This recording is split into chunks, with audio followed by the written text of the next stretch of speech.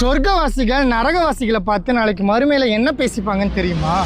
ما سلككم في سقر قالوا لم نك من المصلين.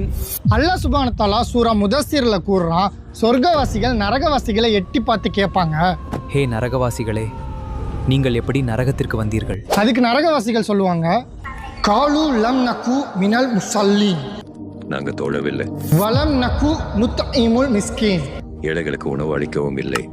இன்னும் நிறைய நேரம் இருக்கு, அதுக்குள்ள திருந்திடலாம் மாத்திக்கலாம்னு நினைச்சோம், ஆனா மரணமே வந்துருச்சுன்னு சொல்லுவாங்க.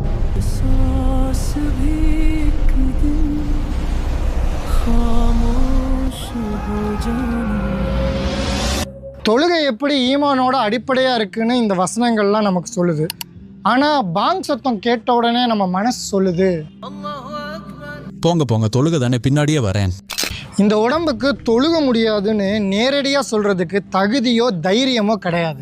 அதனால தான் இப்போ தொழுதுக்கலாம் அப்புறம் தொழுதுக்கலான்னு தள்ளி போட்டுக்கிட்டே இருக்குது. கடைசியில் பார்த்தா தொழுகையோட நேரமே முடிஞ்சு போயிடுது.